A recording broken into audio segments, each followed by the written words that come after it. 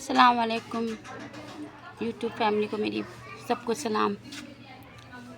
तो गाइस, मैं अपने घर पे हूँ, मम्मी के यहाँ। तो बहुत अफसोस के साथ मैं आप लोगों को बता रही हूँ कि मेरी कज़न की डेथ हो गई। आज उनका 4 दिन हो गया। आज उनका जो है तो काम है, तीजा जो होता है हम लोगों में, वो है सयूम, जिसको कहते हैं सयूम भी। और 10-12 दिन से मैं यहीं थी, तो मैं ना वीडियो बना पा रही थी इसी के मारे कि मेरी बहन की तबीयत ख़राब। तो मैं कैसे, कुछ अच्छा ही नहीं लग रहा है कि मैं बनाऊं या ना बनाऊं, मुझे कुछ समझ नहीं आ रहा था। मेरा तो कहीं दिल ही नहीं लग रहा था। अभी 6 महीने पहले मेरे बहन के हस्बैंड का भी डेथ हो गई, और 6 महीने के अंदर ही अब मेरी बहन का भी इंतकाल हो गया। तो दुख ही दुख मिल रहे हैंगे। तो इस दुख में जो है तो कुछ अच्छा ही नहीं लग रहा है कि बस। और घर में शादी का भी वो था, मेरी भतीजी की शादी भी है, 1.5 महीना रह गया शादी का।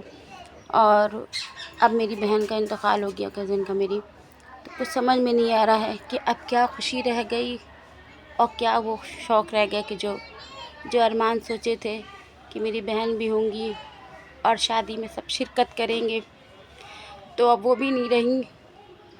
जिनको सबसे ज़्यादा खुशी थी कि हाँ शादी है,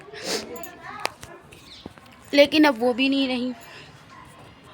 और मम्मी तो पहले ही ख़त्म हो गई थी।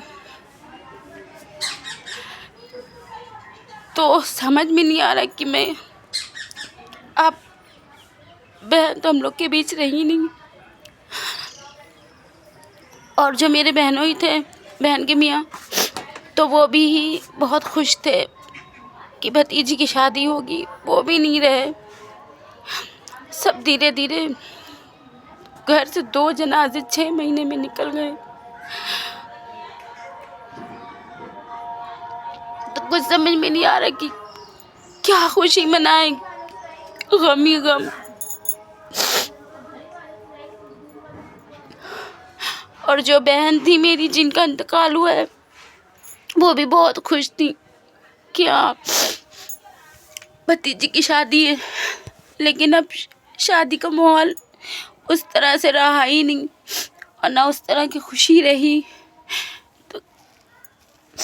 तो मैंने कहा हर बात आप लोग से शेयर करती हूँ, तो आप लोग से ये भी बात शेयर कर दूँ।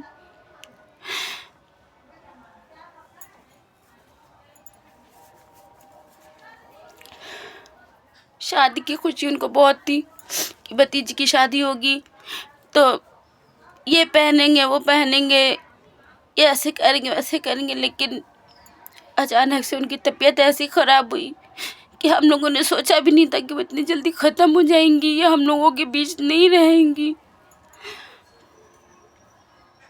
अब वो भी चली गई। घर के जितने बड़े थे वो अब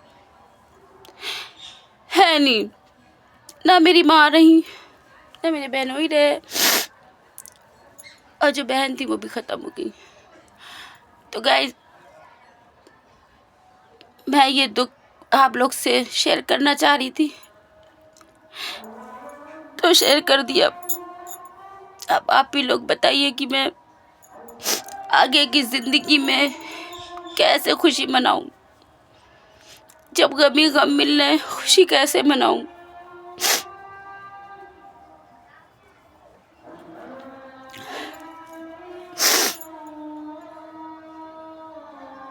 जो माहौल था खुशी का, वो खुशी ख़त्म हो गई।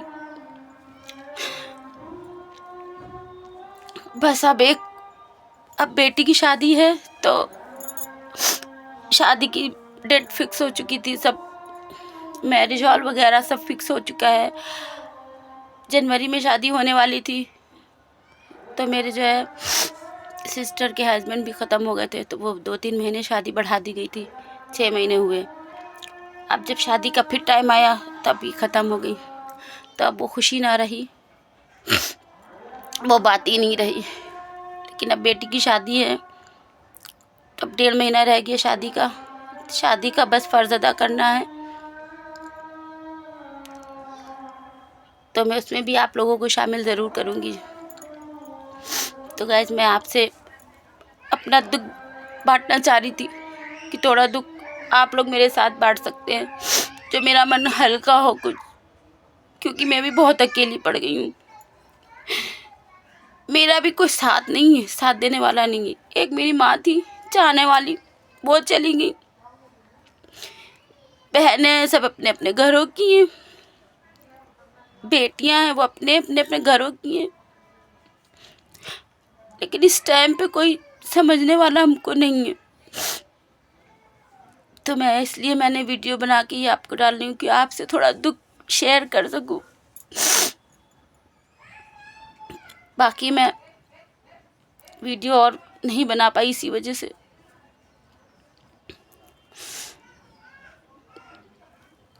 आगे वीडियो अगर हो गया तो बनाऊंगी। आप लोग मुझे बताइएगा कि मेरा गम, मेरा दुख कैसे दूर करें।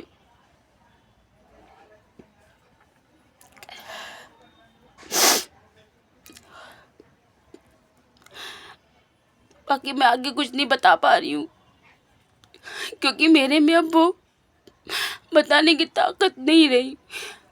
क्योंकि एक गम ख़त्म नहीं होता, दूसरा गम शुरू हो जाता है।